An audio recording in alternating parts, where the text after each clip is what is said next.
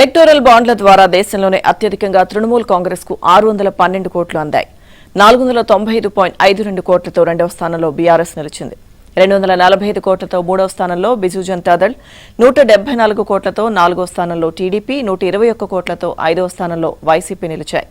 2023-24, 2024-25 మధ్యకాలంలో 20,000కు పైగా అందిన విరాళాలు, ఎలక్టోరల్ బాండ్ల ద్వారా వచ్చిన నిధులపై 40 ప్రాంతీయ రాజకీయ పార్టీలు కేంద్ర ఎన్నికల సంఘానికి సమర్పించిన వివరాల ఆధారంగా అసోసియేషన్ ఫర్ డెమోక్రటిక్ రిఫార్మ్స్ నివేదికను విడుదల చేసింది.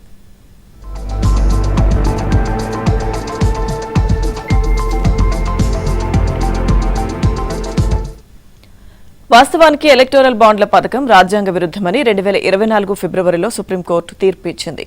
అంతకన్నా ముందు అంటే 2023 మార్చి నుంచి 2024 ఫిబ్రవరి వరకు బాండ్ల ద్వారా ఆయా పార్టీలకు అందిన నిధుల వివరాలను ఏడీఆర్ వెల్లడించింది.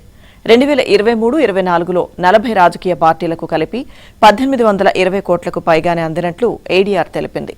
అదే సమయంలో 20,000 కన్నా ఎక్కువ మొత్తంలో వచ్చిన విరాళాలు కేవలం 347 కోట్ల 69 లక్షలు మాత్రమే కావడం గమనార్హం. బాండ్ల రద్దు తర్వాత 2024-25లో 20,000 కన్నా ఎక్కువ మొత్తంలో వచ్చిన విరాళాలు ఏకంగా 1,051 కోట్లకు చేరుకున్నాయి.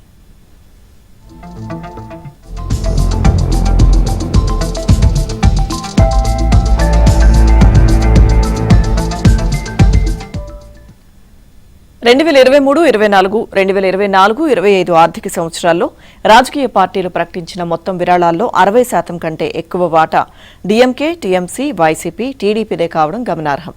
2023-24లో అత్యధికంగా 100 కోట్ల విరాళాలను ప్రకటించి టీడీపీ అగ్రస్థానంలో నిలిచింది. కానీ 2024-25కు వచ్చేసరికి ఈ మొత్తం 83 కోట్లకు పడిపోయింది. మరోవైపు 2023-24లో కేవలం 4 విరాళాల ద్వారానే ఏకంగా 62.50 కోట్లు వచ్చినట్లుగా ప్రకటించిన వైసీపీ 2024-25లో 37 విరాళాల ద్వారా 140 కోట్లను ఆర్జించినట్లు తెలిపింది.